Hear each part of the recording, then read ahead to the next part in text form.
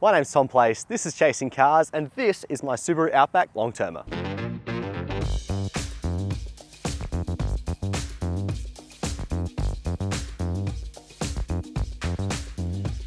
Now, when I found out I was going to be getting an Outback for my long-termer vehicle, I was really excited because I'm a big wagon fan. And this is a wagon. It's technically classified as a large SUV because it's raised and it's a bit more rugged and things like that. But the fact of the matter is it's a station wagon as we know and love them. It competes with things like the Volkswagen Passat Alltrack, but it actually sells really well in Australia. In fact, in 2021, it was the third best-selling large SUV after the Prado and the Isuzu MU-X. And that's pretty amazing for a station wagon. In my short time with the Outback, the thing I've grown to love about it the most is that it just looks like nothing else on the road. It looks fun, it looks adventurous, and it's still got that station wagon chic that I personally love a lot. Another thing I really like about the Outback is just how much space it has. Opening up the boot, you'll see it's got a 522 litre boot, which is absolutely amazing. And in fact, it's got 8 tie-down points, which is, interestingly, 6 more than Isuzu D-Max has. Now, it's one thing to have a big boot, it's quite another to have a useful boot.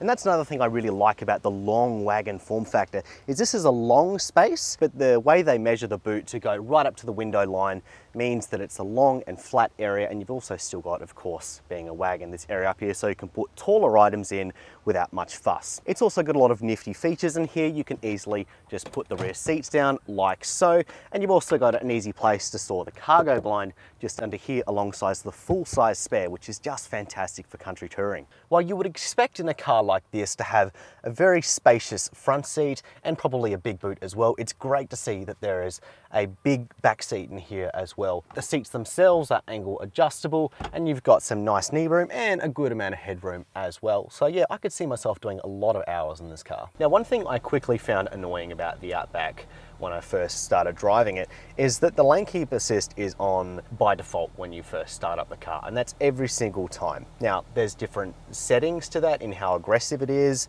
You've got the full lane centering, but what comes on by default is the lane departure intervention. And to turn that off, you've got to go here, you've got to go here, then you've got to go here, and then finally it leaves you alone. And that's a bit annoying to do every single time you get into the car, to stop that constant little niggling interference when you just don't want it. Because this car doesn't have wireless Apple CarPlay or wireless Android Auto, and instead relies on a wired connection, one thing you're going to be finding yourself doing a lot in this car is plugging your phone in. And that's made a little bit more annoying by the fact the USB ports are pretty much put the cable in a way that it makes it a bit of a nuisance to get in the car.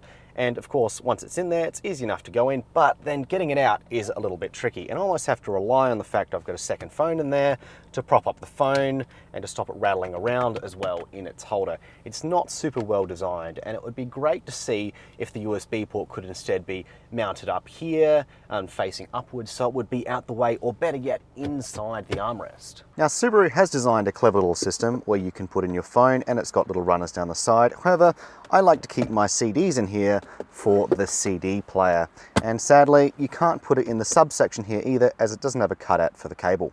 Now, in the next 6 months, we've got some big plans for this big red wagon. We're going to do some long cross-country trips, we're going to do a tow test, and we're going to take it off-road. But what do you want to see us do with the Outback, and what do you want to know about it? Let us know in the comments down below. But until next time, thanks for watching Chasing Cars.